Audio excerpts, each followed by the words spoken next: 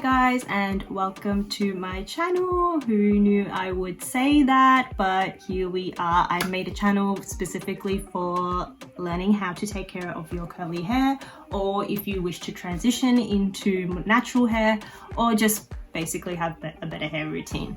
Whatever it is, this must be the place for you. So don't forget to like, subscribe, and comment on any other videos you would like for me to post.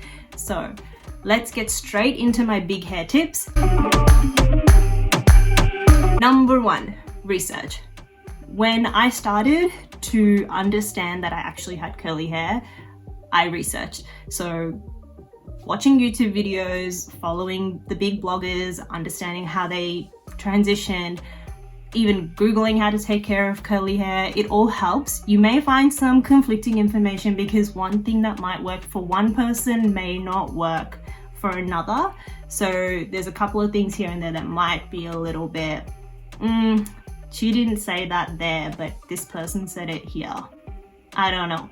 But that's just because one thing that works for one person may not work for everybody. There are some hard and fast rules, I guess, that you can follow, and those are the ones that I will go into. Anything else that you probably come across might be, I guess, based on their own hair situation. So if you want to give it a try, go for it, but otherwise, I'm not too sure. I can't help you there. I'm sorry. I'm sorry. Number two, don't brush your hair. Don't do it, especially when it's dry. Actually, only when it's dry. Don't brush your hair. It is painful. It hurts. It causes breakage. It pulls out your hair. If I were to brush my hair now, with the situation that's going on here, I think I would lose half of my hair. It doesn't work. The only time you want to brush your hair is when you are washing your hair, and that is because you want to detangle it so that when you apply the product, it goes in evenly. You also want to be brushing your hair when you apply a product just to make sure that it's evenly spread out. But otherwise, you shouldn't be brushing your hair in between your washes. You shouldn't be brushing it when it's completely dry. If I were to do this now, that doesn't move. That hurts. When you do brush your hair, you either want to use a wide tooth comb. You can use your fingers if you want to. I did for a little while. It takes a bit too long. Or you can buy like a Tangle Teaser hairbrush, which I use. You would have seen it in my first video. I love that. It makes detangling so much easier. You start from the bottom and you work your way up. You don't want to be starting from the top when you brush your hair, even when it's wet, because it will still be painful. It will still cause breakage. You want to start from the bottom. Separate your hair. Separate it into parts. I separate it into two parts.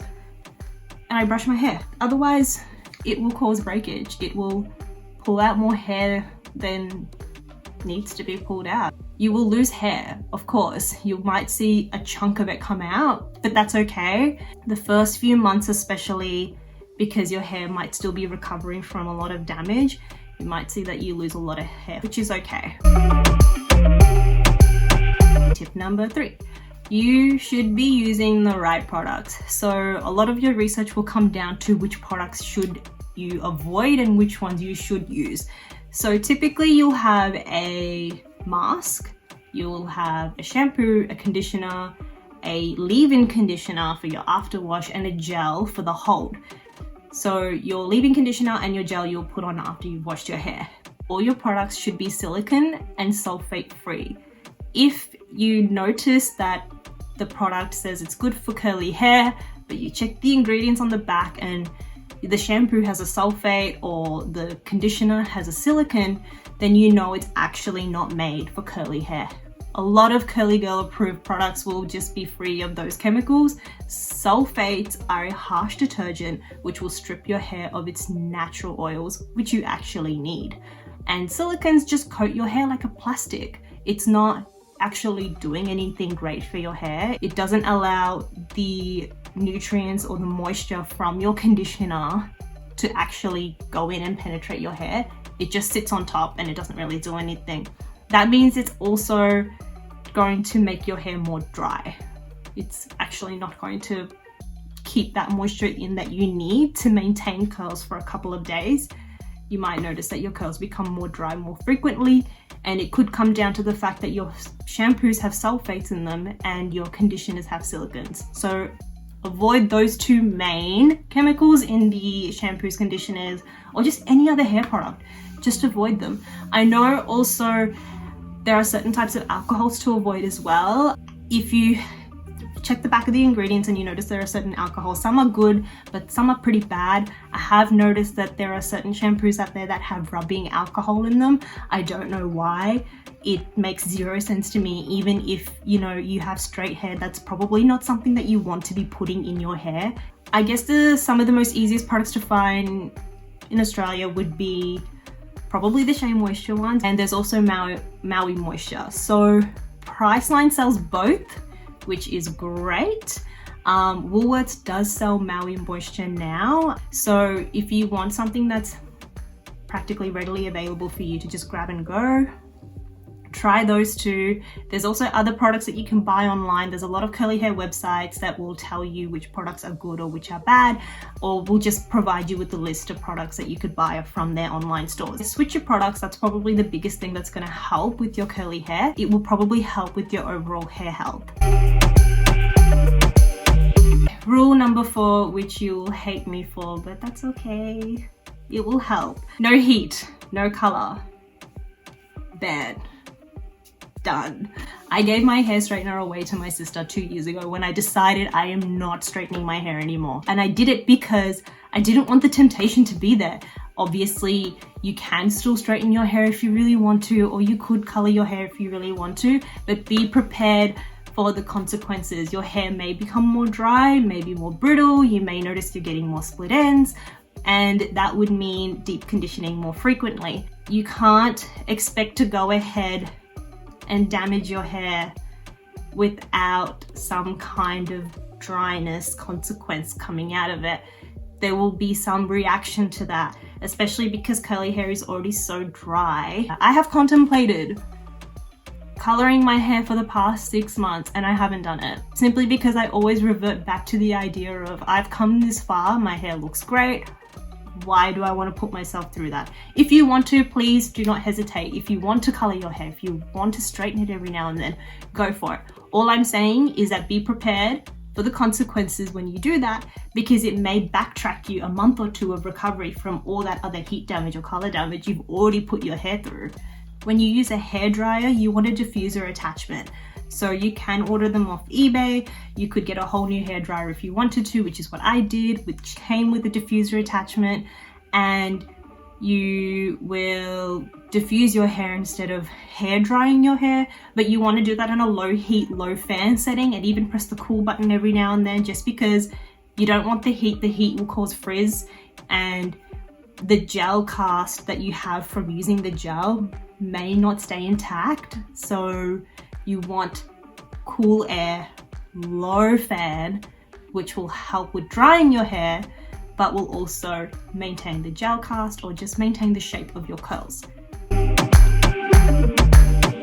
Number 5, you don't want to be washing your hair too frequently. I wash mine maybe 5 to 7 days depending on how it's going or how I'm feeling. This is because even when you use shampoos without sulfates, it can still strip your hair of its natural oils, which you need. You don't want to be doing that too often because you want those oils.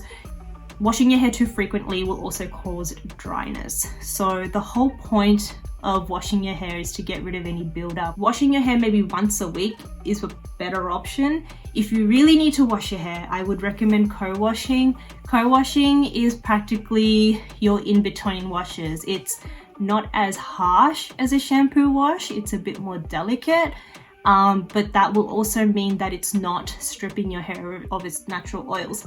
What that also means is that you won't get a deep clean, and that's something that I don't really like about co-washes. I don't like when I wash my hair, I don't feel clean even afterwards. Co-washes are a little bit harder to find here in Australia. It's a bit of a tackle. You can order it from some sites which will charge you a bit more for delivery, but maybe trying to extend your wash days firstly will help, right? And then if you really want to revert to co-washing, that could be something that you plan on later on. number 6, you want to dry your hair after a wash. Obviously using a diffuser if you want to use a hair dryer, but also with a microfiber towel. Cotton towels, polyester towels, whatever it is that you use, they actually suck out the moisture. When you apply the product into your hair, you still want it to be rather wet. If you go ahead and take in a cotton towel, it dries out your hair. Microfiber towels don't necessarily do that. They're also less abrasive, so they won't cause breakage. I bought my first one from Kmart. It was pretty cheap. I think it was around $5, maybe not even that. They're pretty easy to find because they are becoming more common. Even with just any hair type, microfiber towels are probably the way to go. They don't dry out your hair as harshly as a cotton towel. Number 7, so when you go to sleep and the pillow touches your hair like this, it will cause breakage. So the solution to that is sleeping with a pineapple. A pineapple is the funny word that we use in the curly community for when we sleep with our hair like this. If you have short hair, this might work for you. But if you're like me and your hair is a bit longer, that one's a bit more annoying because it will go into your face and just fly everywhere and it may not really hold. So instead, I like to do a pineapple bun where I pull my hair all the way to the top and sleep like this. Pull it to the front maybe, however it works, and then I'll go to sleep. The pineapple trick is probably the easiest way to sleep with such big hair, but you also want to try and incorporate a silk or satin pillowcase with that, or a silk or satin scarf or a bonnet, whatever it is, just to protect your hair a bit more. So I use a scarf. I did wrap my hair around with the scarf. I got lazy and now I just put it over my pillowcase and do my pineapple bun and sleep. Number 8. This tip I haven't followed myself in a little while, so sorry. But basically, when you tie your hair up, you don't want to be using your normal hair ties. They, again, cause breakage and damage your curls. I have lately been using these spiral ones. I don't know what you call them, but they work. It works for me mostly. And it also helps because they're so tight. So when I sleep with the pineapple, it actually holds. It's not like normal hair tie, which might be a bit loose and you might have to do a double tie or anything like that. These ones are good for me because I don't need to tie it twice. It just kind of holds once when it's obviously fresh and spirally. You can also use satin scrunchies. I have run out, so a couple of mine broke and I just haven't had the chance to buy new ones. I also lost a few, which is pretty bad, but you want to opt for your satin scrunchies. It will cause less breakage, just like your satin or silk pillowcase. It will just glide onto your hair rather than when you tie your hair up and you're yanking it out and there's bits of hair coming out, which is painful. Okay, next tip, which is my final tip, tip number 9. It's probably the biggest one, and I think it applies to life in general, but we'll just apply it to hair right now. Patience. Patience, patience, patience, patience. I cannot tell you enough how long it took me. I got lucky because I stopped straightening my hair so frequently. I wasn't doing it every day like I was in high school. I was still straightening my hair maybe once a week, especially after doing a wash, because it just became normal for me. But in saying that, it took maybe 4 months for my curls to actually start to really show, and also it was after a big chop that it started to really show. Otherwise, it could take longer. If you have persistent heat damage or persistent chemical damage from coloring your hair or bleaching your hair, it may take longer than that. I'm not going to lie to you, it could take even up to a year before your curls really start to form and start to show. Patience is key in this, because even 2 years in, I still don't think my hair is at its full potential. I think that maybe next year it will be a little bit more different. It will definitely be longer because I'm planning on growing it out. But in terms of the curl pattern or even just how tight my curls are, I think it may be a little bit more different. But we'll see how we go because it's a journey. So we just have to wait and see. Alright guys, well those are my big hair tips. If you obviously find something online that's a little bit different to what I've said, or quite simply something works for somebody else which they're recommending for you, if you want to give it a try, go ahead and try it. At the end of the day, it's about what works for your hair. It is your hair at the end of the day, so you have control over that. If you want to straighten your hair every now and then, go for it. If you want to do highlights, do it. If you don't want to use a microfiber towel, or if you just prefer sticking with the products that you have now but you want to buy a mask and a leave-in and a gel, that's completely fine too.